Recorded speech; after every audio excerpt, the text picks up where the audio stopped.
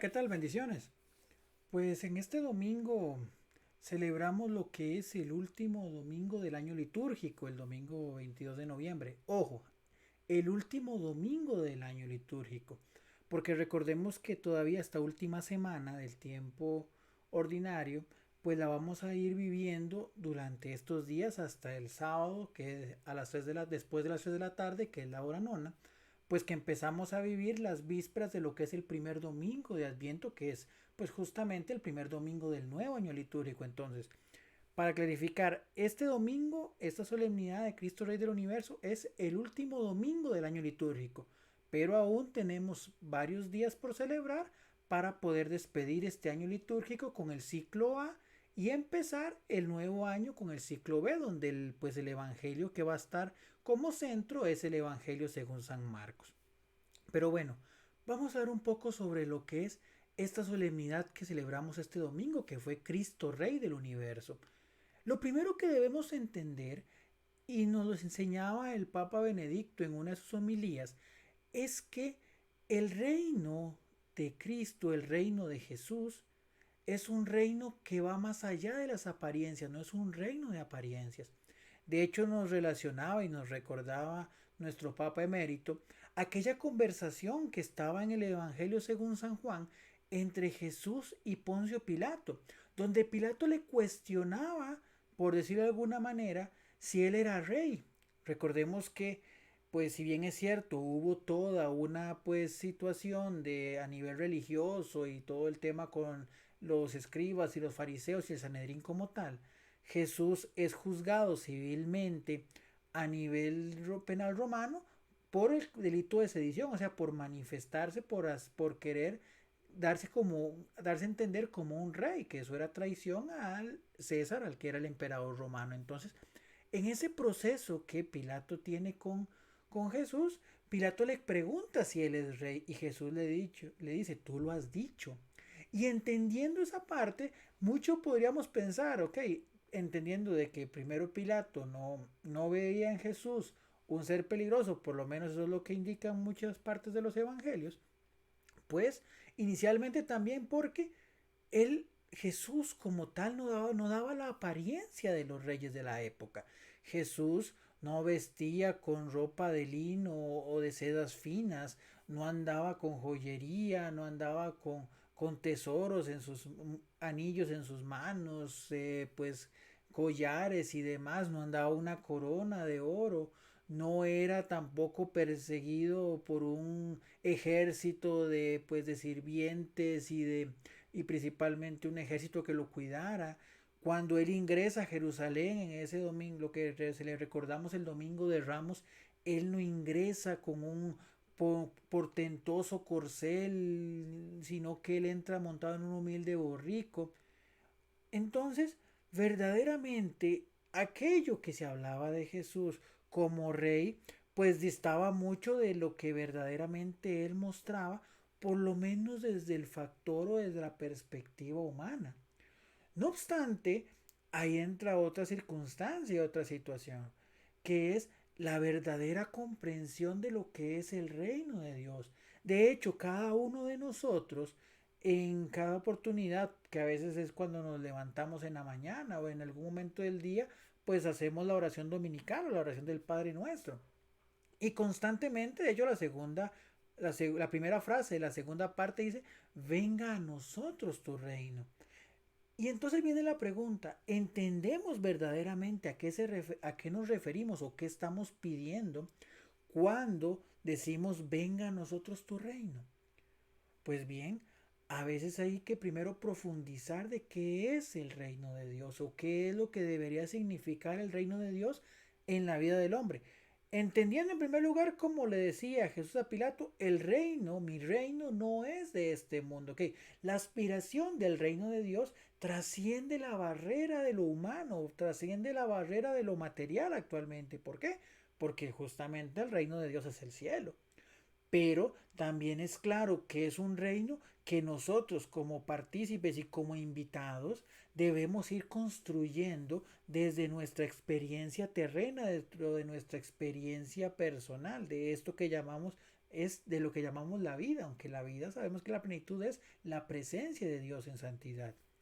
Y qué bonita manera de reflexionarlo, usando aquella frase que le decía el Señor a Santa Faustina en todo lo que era pues esta devoción y estas revelaciones de lo que privadas, claro está, pero que pueden ayudar mucho a la comprensión de lo que es el Señor de la Misericordia. Él decía, mi reino en la tierra es mi vida en las almas de los hombres, es mi presencia, por decirlo de alguna manera, es que las personas reflejen y sean portavoces de la misma vida de Cristo, de lo que Cristo vino a hacer. ¿Y cómo podemos decir nosotros que estamos viviendo la misma vida que Cristo vivió y estamos siguiendo el modelo que Cristo nos dejó?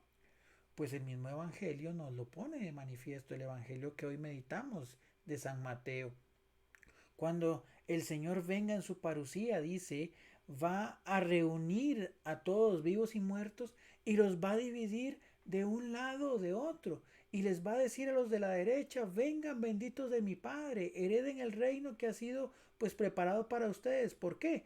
Porque tuve hambre y me diste de comer, tuve sed y me diste de beber, estaba desnudo y me vestiste, era forastero y me diste posada, estaba en la cárcel y me fuiste a visitar. Entonces, el reino de Dios es un reino que va en búsqueda y en ayuda de aquel que lo necesita. Es un reino que se manifiesta en los más necesitados. Ese es un reino que refleja su poder en el servicio hacia aquellos que no tienen. No como los reinos de la época, no como las actuales pues formas de gobierno que buscan es enriquecerse ellos mismos e ir trayendo a sus arcas, como era por ejemplo el caso en su momento bíblico los babilonios o los romanos, que eran conquistar pueblos y traer a sus regiones todas las riquezas que podían encontrar en el otro, y en los pueblos entre más pues pobres eran, igual le quitaban lo poco que tenían. No, el reino de Cristo, el reino de Dios es todo lo contrario.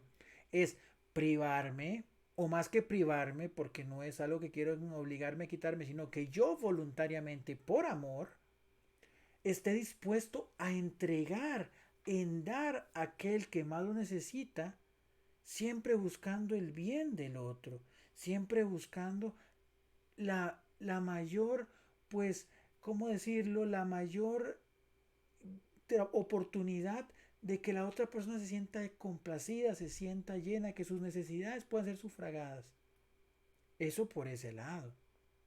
Pero también entendiendo de que ese proceso no debe de enfocarse únicamente a lo que es el llenado de los bienes materiales.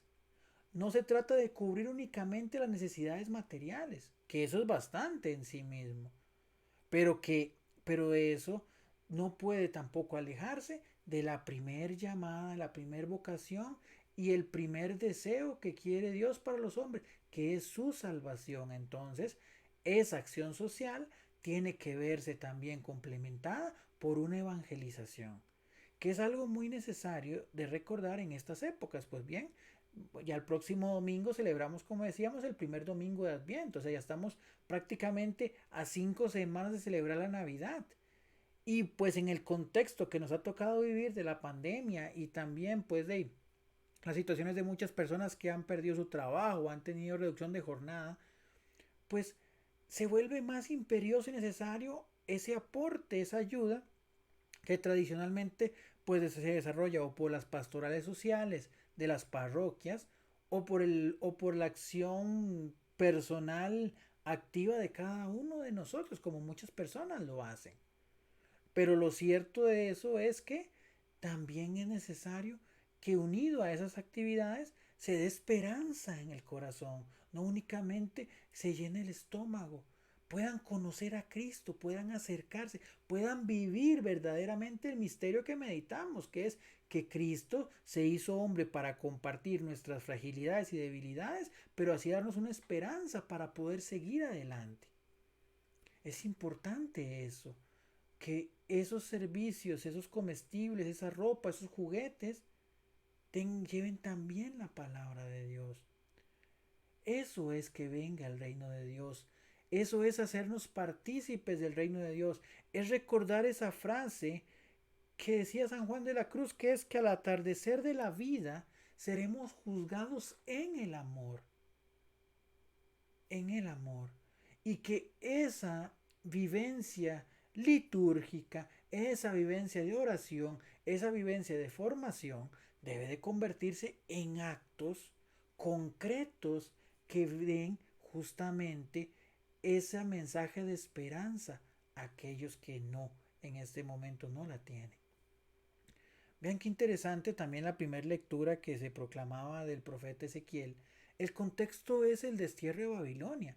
Fue un momento de mucha crisis, mucha pobreza y sobre todo mucha duda de la acción de Dios en medio del pueblo. ¿Por qué?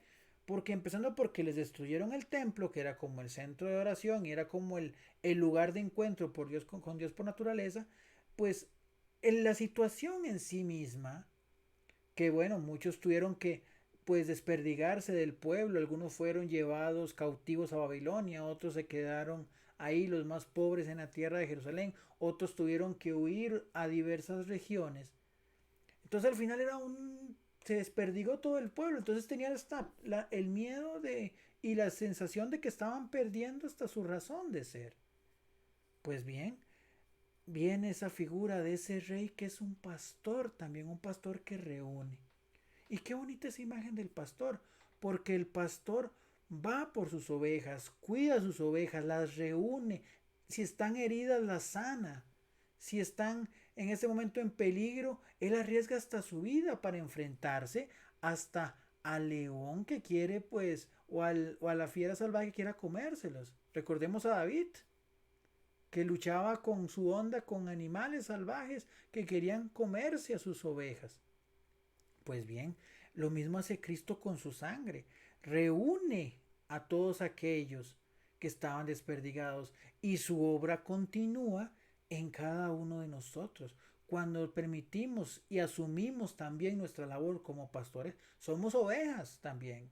Necesitamos de Dios, pero también en esa parte estamos llamados a esa labor de pastoreo, a esa labor de servicio, a esa labor de buscar al que está alejado, de acercarlo al amor de Dios, no en un aspecto proselitista, no se trata en este caso de querer convencer desde aspectos políticos o desde aspectos pues sociales o no traer, sino hablar al corazón, decir, demostrar lo que es el evangelio en toda su razón de ser, un evangelio que se manifiesta incluso en las situaciones más difíciles que nos toca enfrentar, un evangelio que es de esperanza, un evangelio que, como dice la frase, hasta escribe recto en renglones torcidos.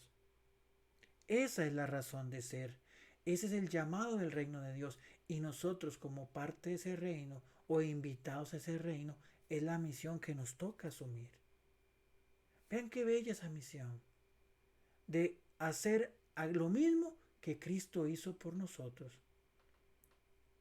Pues al iniciar una nueva semana laboral, para la gran mayoría, pues el día lunes, al vivir esta semana, esta fiesta de Cristo Rey, recordemos que estamos llamados a hacer patente el reino de Dios, a construir el reino de Dios desde acá, desde la tierra. Y así poder enseñarles a los demás que Cristo vive, que Cristo reina.